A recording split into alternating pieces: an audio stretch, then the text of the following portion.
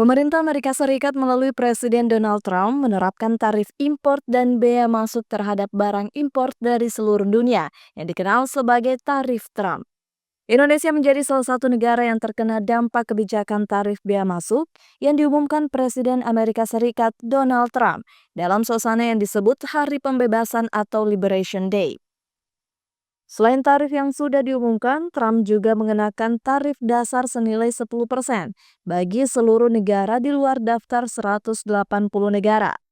Trump mengklaim pungutan ini akan meningkatkan produksi dalam negeri dan menyamakan kedudukan dengan negara-negara lain yang mengenakan tarif lebih tinggi terhadap impor Amerika Serikat. Guru Besar Fakultas Ekonomi dan Bisnis Universitas Hasanuddin, Profesor Dr. Mursalim Nohong SEMSI, mengungkapkan strategi atau langkah yang harus ditempuh pemerintah Indonesia menghadapi kebijakan tersebut. Di antaranya agar pemerintah Indonesia tidak bersikap konfrontatif terhadap aturan tarif Trump. Bagi pemerintah Indonesia tidak boleh dia melakukan melawan ini dengan konfrontatif, jauh lebih bagus proaktif. Atau misalnya komunikatif dengan pemerintah Amerika. Dan ya seperti yang kita saksikan saat ini kan pemerintah kita baik melalui presiden maupun misalnya melalui menteri perdagangan untuk melakukan negosiasi. Jadi ada negosiasi dagang antara Indonesia dengan Amerika, dan mereka sudah mempersiapkan bahkan sudah melaksanakan itu pengajuan proposal negosiasi dagang. Nah, kemudian yang kedua, pemerintah memang sudah seharusnya melakukan diversifikasi tujuan ekspor. Jadi bukan hanya ke Amerika. Ya, persentase kita ekspor ke Amerika juga tidak terlalu tinggi-tinggi amat, tetapi memang menjadi primadona ekspor kita. Kemudian yang ketiga, setelah tadi misalnya melakukan diversifikasi, maka kemudian pemerintah kita sudah harus melakukan penjajakan atau penguatan hubungan dagang dengan misalnya bisa dengan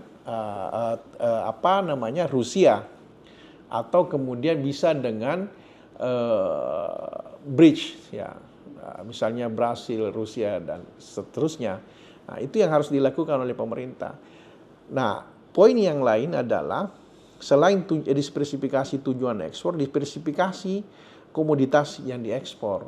Jadi kita tidak lagi berfokus pada komoditas yang selama ini, karena Indonesia kan ini masih punya alternatif yang lain, misalnya komoditas yang terkait dengan misalnya alam, ada batu bara, kemudian minyak kelapa sawit. Nah, itu kan kita bisa memiliki keunggulan di situ. Nah, yang keempat misalnya adalah memperkuat posisi tawar Indonesia dengan apa? Melalui efisiensi industri dalam negeri. Harus ada pembelajaran yang kita ambil dari sini. Prof. Mursalim menambahkan kebijakan tarif tinggi yang diterapkan oleh Amerika Serikat terhadap berbagai produk Indonesia memiliki dampak yang signifikan terhadap perekonomian, khususnya bagi produsen dan eksportir Indonesia. Wakil Dekan Bidang Akademik dan Kemahasiswaan Fakultas Ekonomi dan Bisnis Universitas Hasanuddin ini juga menyarankan agar para pelaku usaha agar melakukan efisiensi untuk memelihara kestabilan. Dalam saat ini pasti dampaknya besar terhadap pekerja kita di sektor industri-industri yang terkait dengan hubungan dagang dengan Amerika. Tetapi secepatnya memang para pelaku usaha itu untuk melakukan itu tadi, efisiensi. Ya, kalau misalnya tidak perlu melakukan PHK ya, tetapi langsung harus melakukan efisiensi. Kemudian yang kedua, bisa menurunkan margin keuntungannya untuk saat ini. Karena kalau pendapat pribadi saya, Trump juga tidak akan bertahan lama kebijakannya ini. Karena negara, kalau kita lihat itu negara-negara itu kan langsung bereaksi. Ya sudah, kalau kamu tidak mau, saya cari pasar yang lain. Pertanyaannya di mana diambil? Nah, sehingga dengan demikian memang dalam waktu dekat, dalam waktu yang singkat ini, para pelaku usaha itu harus efisien. Tapi jangan mem-PHK, karena kan kalau efisiensi itu kan kita bicara tentang total cost. Nah, karyawan itu ada di dalamnya, tapi jangan itu. Kita meninjau kembali bagaimana proses produksi kita selama ini, apakah sudah efisien atau tidak.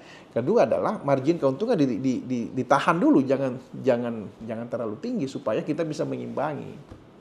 Prof. Mursalim pun menyarankan agar negosiasi terkait dengan tarif perdagangan harus dilakukan secara bilateral dari salah satu negara dengan negara lain. Selain itu, pemerintah juga perlu menyiapkan strategi untuk menghadapi kebijakan Trump setelah menunda pengenaan tarif selama 90 hari. Muhammad Syaiful, Unhas TV.